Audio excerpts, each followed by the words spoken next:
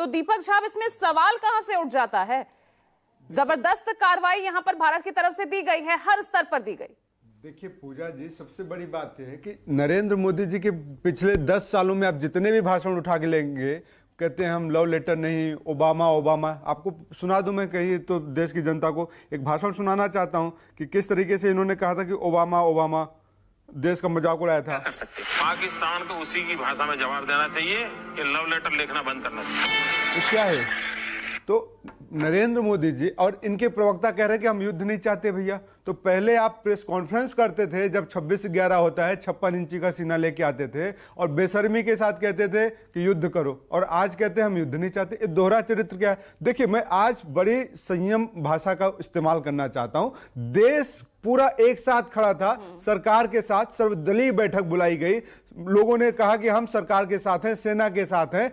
आखिर नरेंद्र मोदी जी सरेंडर क्यों कर गए अचानक से? ना आपने विपक्ष को बताया, ना आपने मीडिया को बताया। ये अचानक फैसला कैसे हो जाता है? देखिए, कांग्रेस ने इस देश को दुनिया की दूसरी सबसे बड़ी फौज बना दिया, पनडुब्बी दी, पोत दिए, युद्ध पोत दिए, मिसाइलें दी, अंतरिक्ष में दुनिया का सबसे बड़ा ताकत बना दिया, और साथ में दिया आत्मसम्मान। पूरी दुनिया में हम आत्मसम्मान के साथ जी सकते हैं। सेना वही, ताकत वही, सब कुछ वही, लेकिन चौधरी कैसे बना दिया आपने अमेरिका को?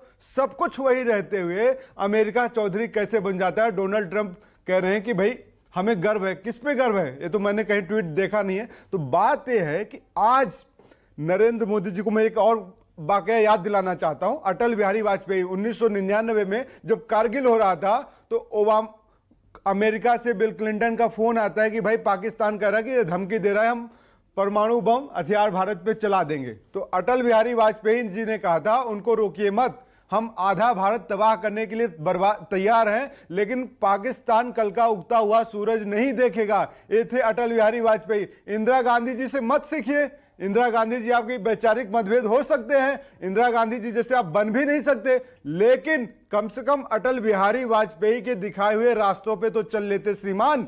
बात है, आज आपने देश को शर्मसार किया है, आज आपने देश को शर्मिंदा किया है, देश के आत्मसम्मान को ठेस पहुंचाया है। बात इतनी सी है। नरेंद्र मोदी जी का ऑक्सीजन अगर मीडिया हाउस से बंद हो जाए, newspaper, social media, TV and all, तो नरेंद्र मोदी जी 2 दिन में सरेंडर कर देंगे, क्योंकि नरेंद्र मोदी जी के अंदर वो ताकत नहीं है सवालों के जवाब देने की। मैं शुरुआत कर रही हूँ सर, जरा समझना चाहूंगी विपक्ष जो सवाल उठा रहा है, युद्ध विराम, इसमें मेरा रिस्पॉन्स लेना, छोटा सा रिस्पॉन्स लो। ठीक है, 10 सेकंड। अरे बोलिए। आपके माध्यम से मैं बताना चाहता हूँ, दीपक झा जी क्या कहते हैं, इन्होंने तो नियुक्ति कर दी थी सेना को। संसद में इनके रक्षा मंत्री बोलते थे हमारे पास पैसे नहीं है, हमने राफाल खरीदा। अरे राफाल खरीदा, हमने 136 राफाल खरीद रहे थे। आपने कितने राफाल खरीदे? कैसी बातें करते देश के सामने? हमारी डील से 5 गुना 10 गुना महंगा डील आपने कर दिया। कैसी बातें करते? शर्म आती है कि नहीं आती है? झूठ बोलते हुए देश एक संवेदनशील मुद्दे से बात कर रहा है, गुजर रहा है, और आप यहाँ कह रहे हैं कि हमने खरीदा, नहीं खरीदा। शर्म नहीं आती आपको? युद्ध विराम करा दीजिए। दीपक जी रुकिए, दीपक जी रुकिए। आप मुझे बताइए पूजा जी, देश का रक्षा मंत्री कहता हमारे पास पैसे नहीं है, निहत्ते बना दिया था। राफेल की डील किसने कराई थी? आपको याद है कि नहीं याद है? पहली राफेल डील कहां से हुई थी? अभी भी नहीं है, सामने पाकिस्तान है। चुप कराइए। महज 3 घंटे के युद्ध विराम के ऐलान के अंदर ही उल्लंघन कर बैठा था। तो अभी भी स्थिति अभी भी संवेदनशील है। रुकिए, अब रुकिए, अब रुकिए। जवाब नहीं, इन्होंने बोला तो